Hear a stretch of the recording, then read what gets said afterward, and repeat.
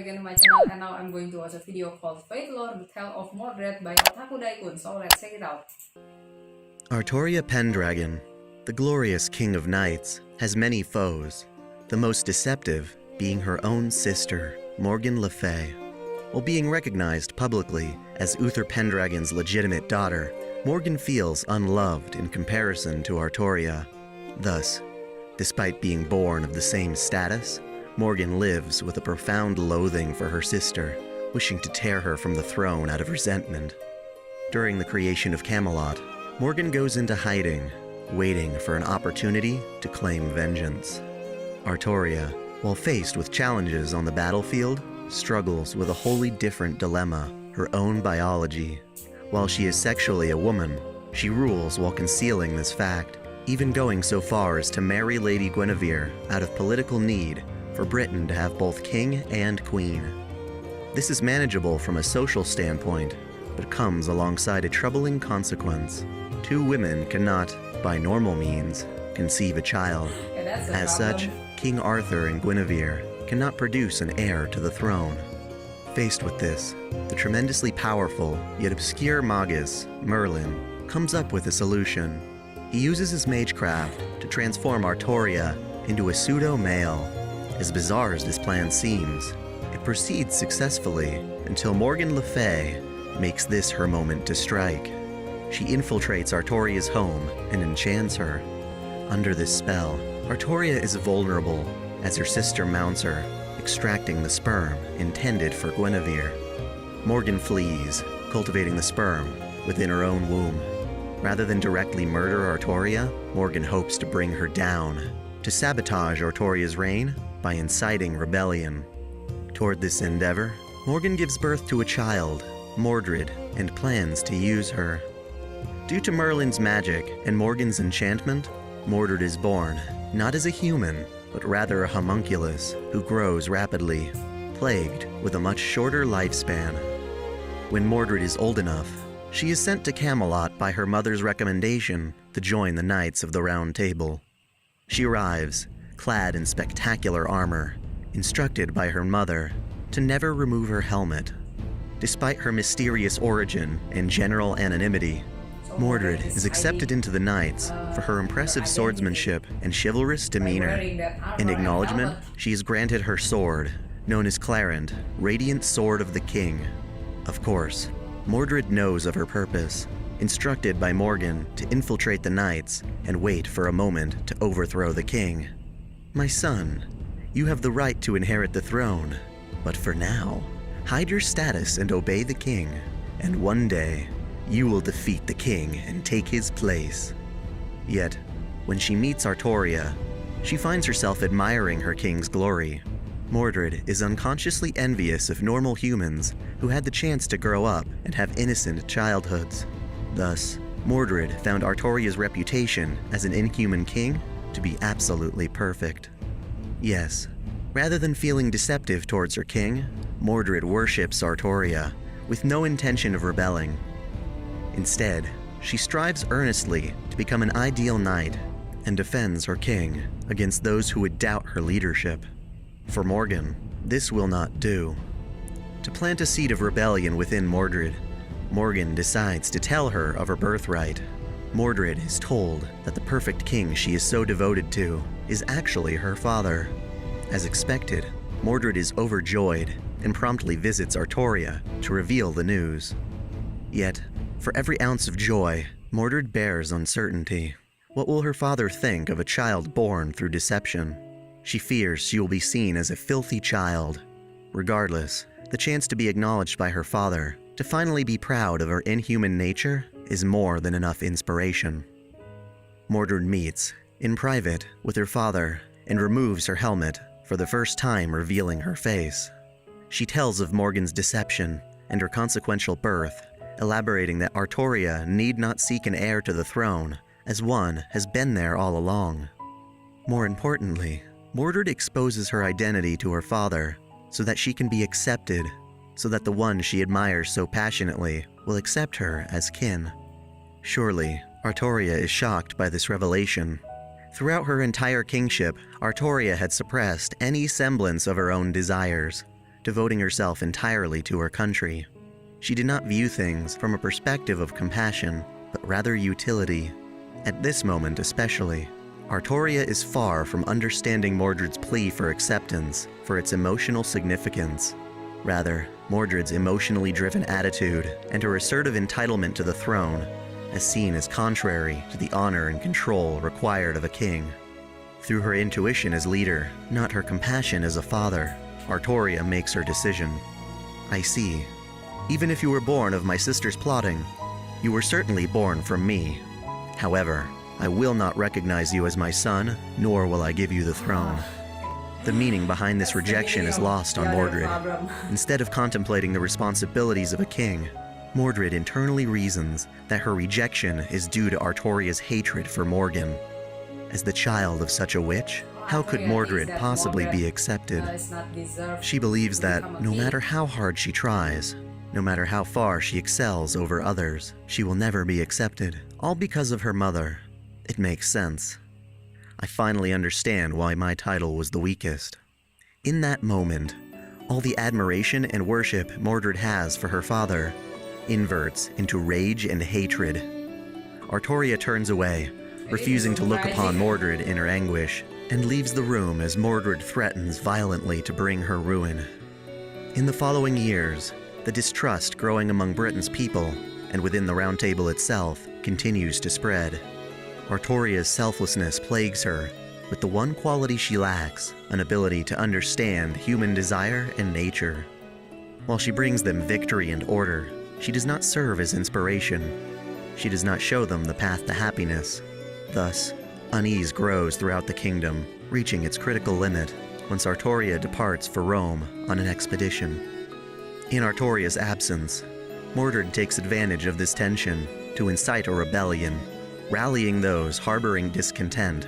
When Artoria returns from her tiresome battles in Rome, she is met with opposition from Mordred's forces. From one conflict to the next, Artoria engages Mordred in the Battle of Camelot, a fierce struggle resulting in a hill of corpses and swords. Throughout the battle, Mordred carves her way through her enemies, seeking her father amidst the chaos. Once she finds the king, she finally takes the opportunity to voice her pent-up frustration and loathing. How do you like it? Your country is now finished. Face retribution for your refusal to relinquish the throne. Do you have such deep hatred of me? Because I'm a child of a witch? Mordred meets Artoria's charge and knocks away her father's sword. Never once have I harbored hatred toward you, Artoria admits while drawing her holy spear. Rongo Minyad. The reason I did not relinquish the throne to you was that you lacked the qualities required of a king. In a final exchange of attacks, Mordred is mortally wounded, impaled by the spear, but still manages to deal a fatal slash to Artoria. On the verge of death, Mordred reaches her blood-stained hands out to try and touch her king at least once. Unable to do so, she falls to the war-torn ground and dies, having effectively destroyed Artoria's kingdom. Mordred's legend is one of both honor and betrayal, talent and treachery, all of which get recorded into the throne of heroes. In the modern era, a talented magus, more specifically a necromancer, by the name of Kairi Shishigo, struggles to pass on his family's magic crest, having been struck with his family's curse of infertility. His family, eager to continue their lineage, pressures Kairi into adopting a daughter to whom he could transfer the crest. Tragically, when he tries, the ritual fails, and his adopted daughter dies in the process.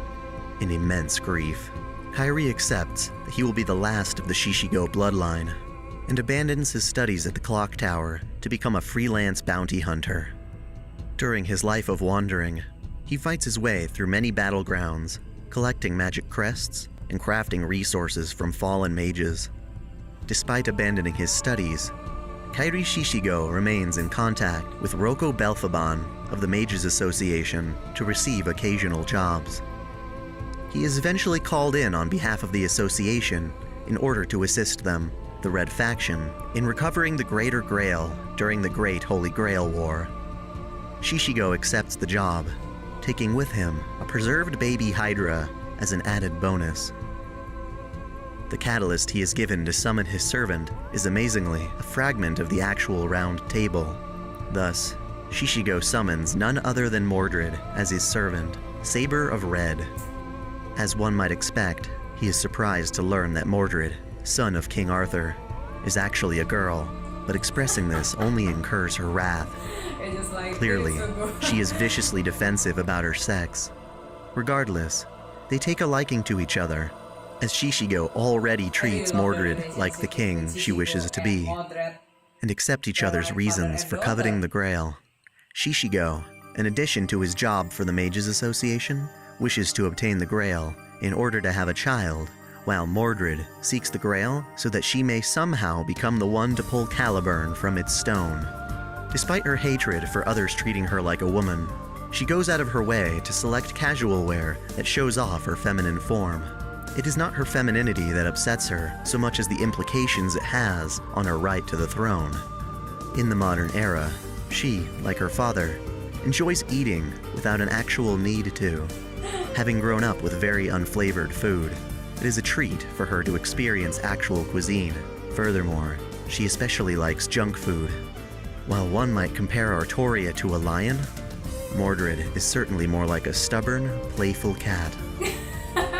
While technically a part of the Red faction for the Great Holy Grail War, Mordred and Shishigo decide to act independently. This arrangement is wise, as Shiro Kotomine and his servant, Semiramis, have ulterior motives for the war and take extreme measures to manipulate the field of battle. During combat, Mordred's strength is only slightly less than Artoria's, but she is still very much an extraordinary saber. She decimates her competition by propelling herself like a jet via her mana burst.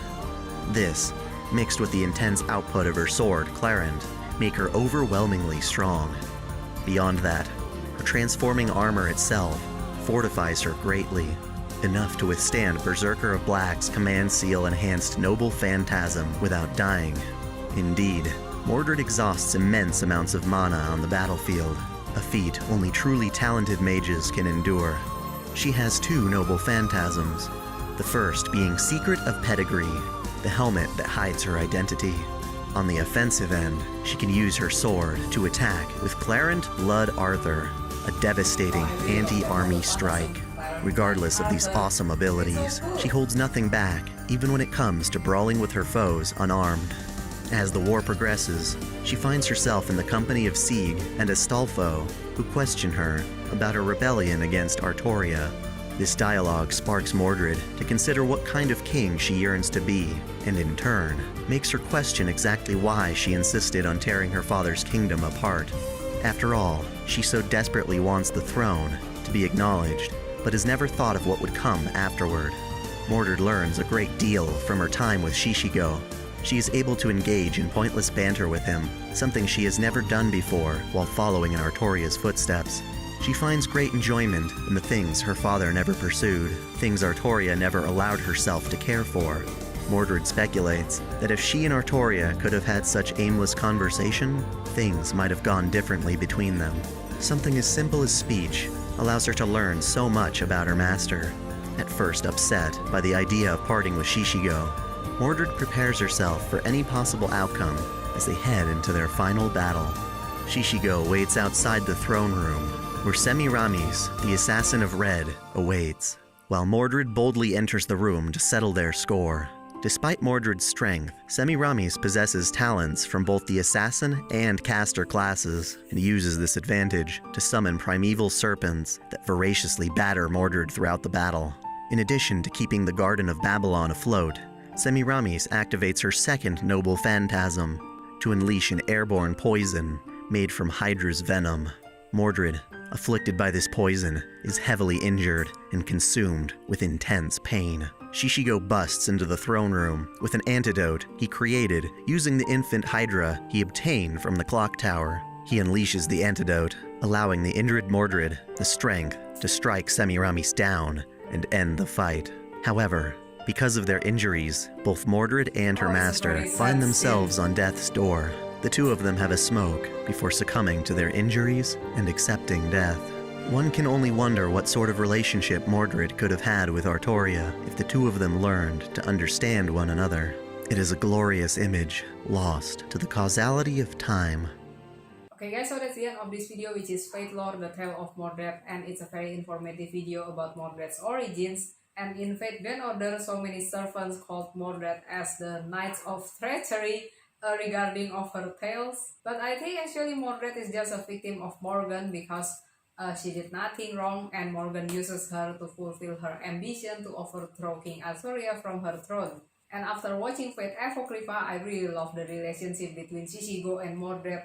They really look like a father and daughter, and I think Shishigo and Mordred become a very good team in Fate Apocrypha until their final battle with Semiramis. And also I really love Mordred's personality because she's so stubborn, playful, but also very powerful too. And aside from that, I really love Mordred's armor design because it looks so badass, and I think it's one of the coolest armor in Fate series. But I'm still curious about Mordred's goals now because at the end of her final battle with Semiramis, when she was dying, she said that she doesn't want to be a king anymore. But now in Fate Grand Order, when I was listening to her voice line, it seems like that she still want to murder King Artoria. Maybe she doesn't have the memories about the Holy Grail War in Fate Apocrypha anymore. So thanks for the one who shared the link of the video in the comment section. I really appreciate it. And as usual, if you guys have another video that you want me to react to, just put in the comment section. So thank you guys for watching our video. Don't forget to like and subscribe to my channel. See you again on my next video. Take care.